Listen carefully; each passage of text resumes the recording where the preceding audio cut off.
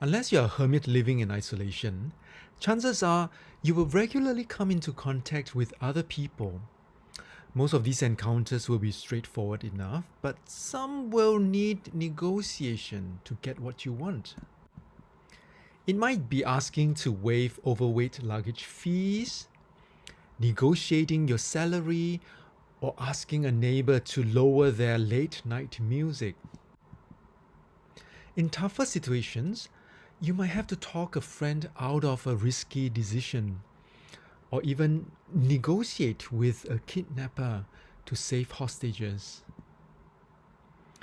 Negotiation isn't just for boardrooms, it's a life skill. Whether you're seeking a raise, resolving conflict, or handling high stakes situations, knowing how to navigate tough conversations is crucial.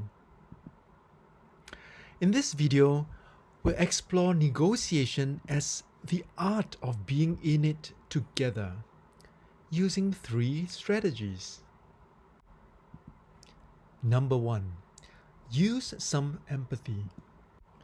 Empathy isn't just saying, "I hear you," because let's face it, that's usually followed by a but, signaling disagreement.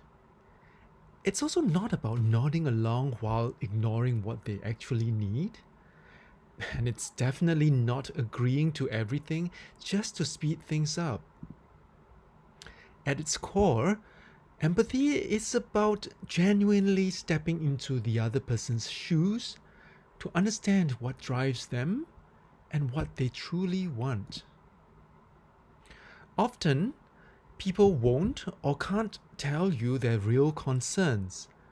Maybe they don't even know it themselves, or they're too wrapped up in the situation to say it clearly. That's where asking the why question comes in. Like, why do you think opening the window is better despite all the dust coming in?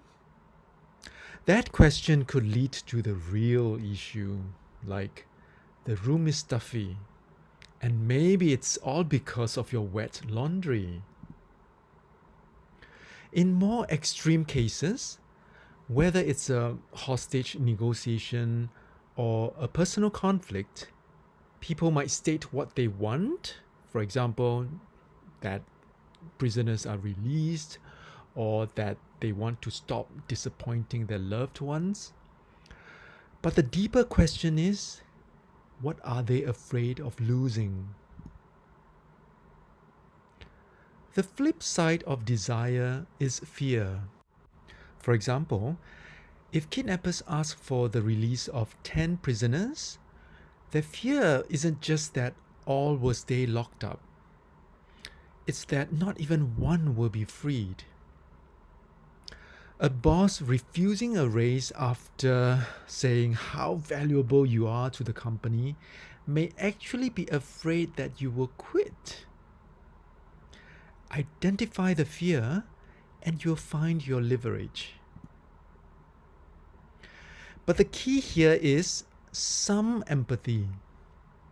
Too little or no empathy risks escalating tensions. Too much, and you might just get walked over. The right amount balances interests and looks for points where your goals overlap.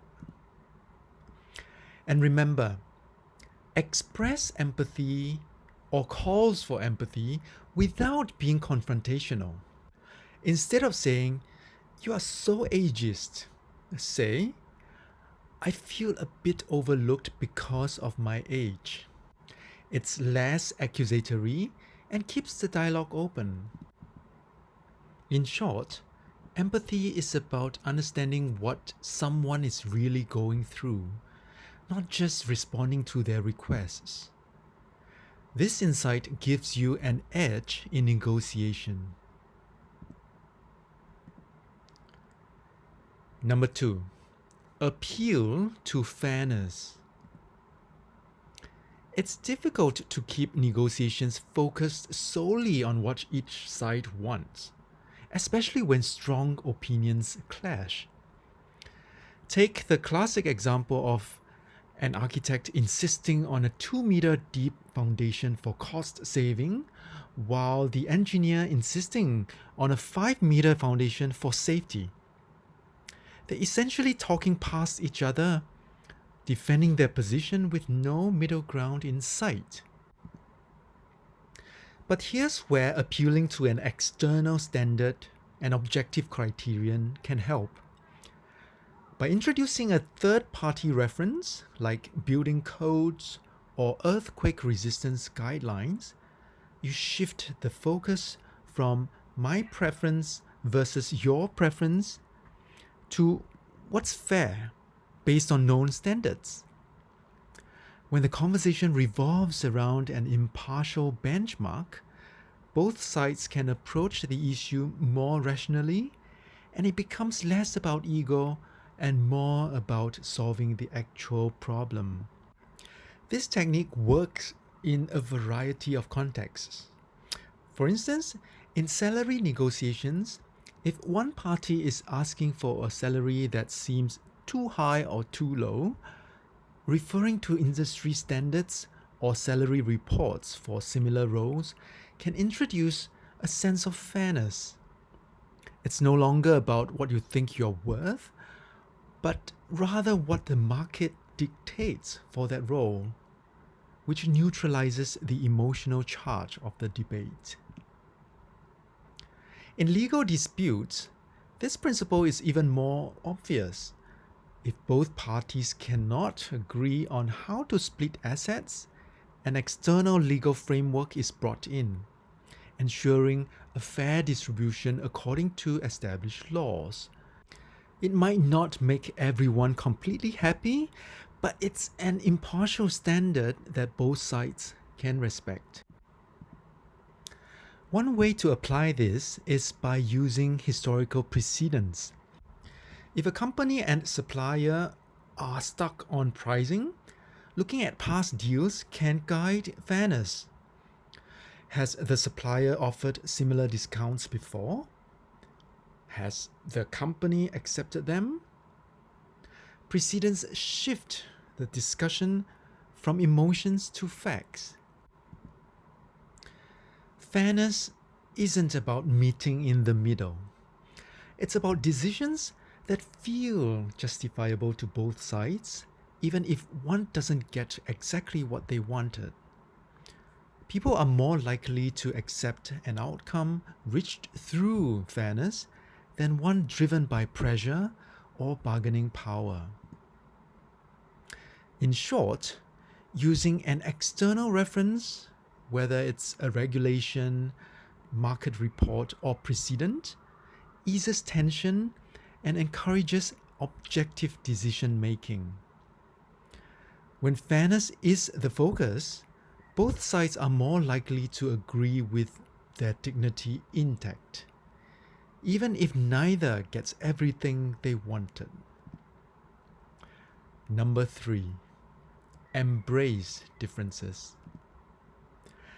The typical mindset in negotiation is that success means resolving or erasing differences.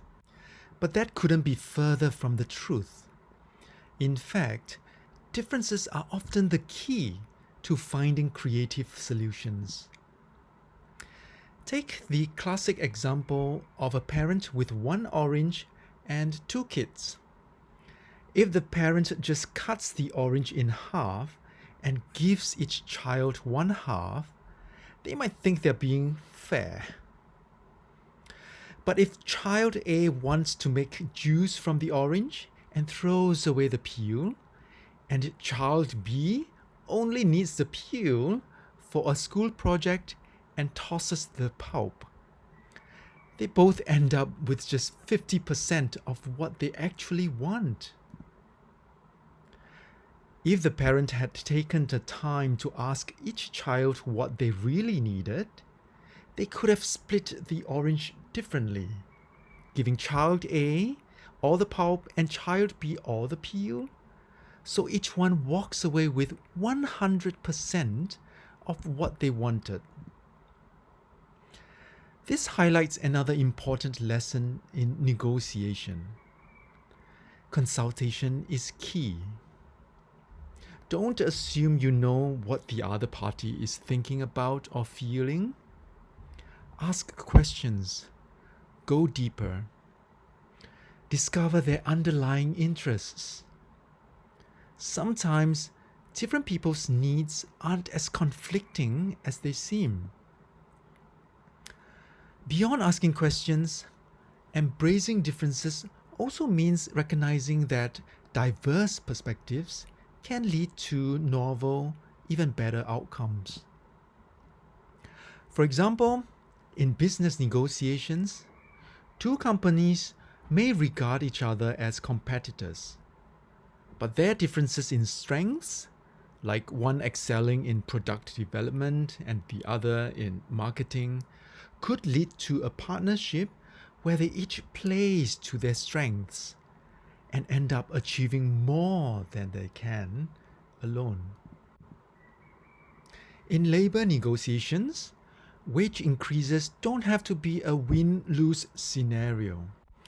By discussing options like flexible hours or professional development, employers can offer non-monetary perks that employees value just as much, creating a win for both sides. The bottom line is that differences aren't roadblocks, they're opportunities. So instead of smoothing them over, lean into them. They can lead to innovative solutions that go beyond simple compromise, offering outcomes better than either side could ever achieve alone. Negotiation is therefore a collaborative effort. By listening and speaking with empathy, using objective benchmarks for fairness, and looking beyond apparent disagreements, we can uncover unique needs, preferences, and goals of both sides to achieve win-win outcomes. If you found this video helpful, please like and subscribe, and we'll see you in the next episode of School Never Teach.